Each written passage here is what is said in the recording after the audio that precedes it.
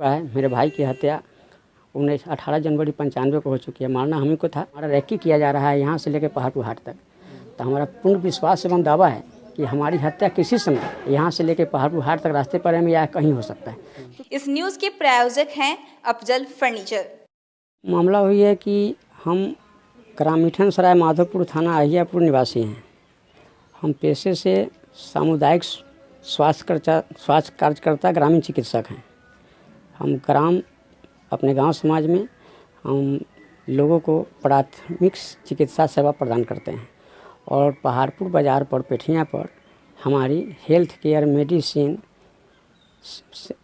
Medicine करके दवा की दुकान है और वहाँ भी हमारी क्लिनिक है। वहाँ भी हमारी दवा का दुकान चलती है और मैं लोगों को प्राथमिक चिकित्सा सेवा प्रदान करता हूँ। अभी तत्काल समस्या ये है कि हमारे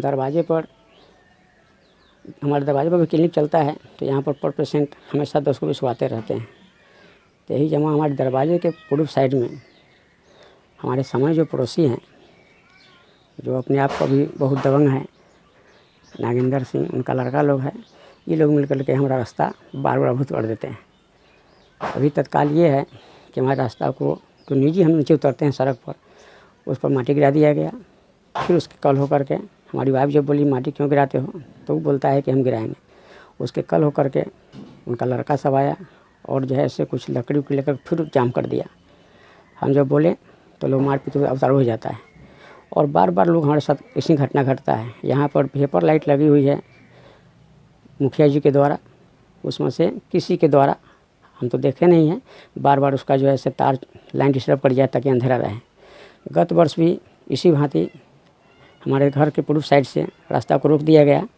हम डरे से हमें चुपचाप रास्ता बदल के पश्चिम साइड से दरवाजे पर चढ़ते थे। इसी में अगला आदमी क्या किया, रात के अंधेरे में हम जब आ रहे थे, पीछे मेरा बेटा बैठा हुआ था, क्लिनिक पहाड़पुर हाट से आ रहे थे, कि लोग हमको रोका, धमकी दिया, रंगदारी मांगा। हम कहे कि क्या तरीका है। वही लोग हम पर जानलेवा हमला किया, लाठी से वार किया, चाकू चलाया, पिस्टल चलाया। हम गिर गए, हल्ला उल्ला किए, लोग नहीं दौड़ पाए क्योंकि बगल में एक जो है से कोई साधु लोग का जो है से भंडारा हो रहा था। घर के लोग दौड़े, मेरा बेटा दौड़ा, उसको कहा बेटा फ़ोन लगा पुलिस को, तो मेरा बेटा पुलिस को फ़ोन लगाया। संजोग से थाना प्रभारी से बात हुई और उन्होंने तुरंत पुलिस को भेजा। गश्ती पार्टी ये घटना है 14/10/2019 का। तो पुलिस आई, गश्ती पार्टी हमको बैठा करके गाड़ी पर पत्नी जब छुड़ाने गए, उनके साथ ही मारपीट किया गया और असली हरकत किया गया। तो पुलिस जब हमको लेकर एडमिट करा दी मेडिकल में, मैं 10 दिन तक भर्ती रहा। 8 दिन तक मैं बेहोश रहा। जब हमको होश आया तो हमारी बयान मेडिकल ओपी प्रभारी सुमन जी के यहाँ मेरा बयान दर्ज हुआ। बयान दर्ज होने के बावजूद 8-9 दिनों तक मेरा FIR उस समय जो वर्तमान में जो थे थाना अध्यक्ष, उनके द्वारा दर्ज नहीं हुआ। फिर हम जब थोड़ा स्वस्थ हुए तो दौड़ धूप किए, SP, DIG, SP, ASP, DSP के यहाँ गुहार लगाएं, IG के यहाँ गुहार लगाएं। तब उन लोगों के द्वारा कहने सुनने पर तब ये लोग जो है से FIR थानाध्यक्ष किए, लेकिन आज तक पुलिस उसमें देखने नहीं आए। 10 दिनों तक मेरा बाइक सड़क पर पड़ा रहा और पुलिस कुछ में करवाई। कांड संख्या 1309-19, अहियापुर कांड संख्या 1319 जो है। उसके बाद में कुछ नहीं हुआ, पुलिस झांक नहीं आई और बार बार मैं दौड़ते रहा, दौड़ कर मैं थक गया। और ये लोग बार बार धमकी हमको देते रहता है कि 2 भाई को मार दिए, तो क्या हुआ, तुमको भी मार देंगे। अभी बोलता है हम कलर का इधर जो है से हमारे बहन का जो है से डोली उठेगा, उसका अर्थी उठेगा। और पता नहीं मेरा क्या कसूर है, हम गांव में कैसे लोग हैं, ये तो गांव समाज के लोग बताएगा। मैं अपने बात कैसे कर सकता हूँ।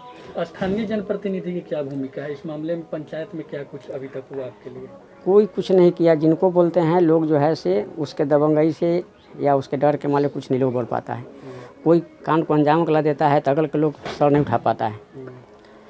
हमारे घर में तो घटना कर चुका है। मेरे भाई की हत्या 18 जनवरी 95 को हो चुकी है। मारना हम ही को था, जाके मना किया और दरवाजे पर ही बैठ कर लोग यहाँ बैठक किया था कि मार देना है। जब वो बच्चे को पता चला तो माँ भेजी, जाओ बोल दो। स्वयं ब्रह्मपुरा में पढ़ते थे, हमारी दवा की दुकान थी, वहाँ रहते थे। वो बना करके चला आया, ये लोग उसको किडनैप करके मार दिया।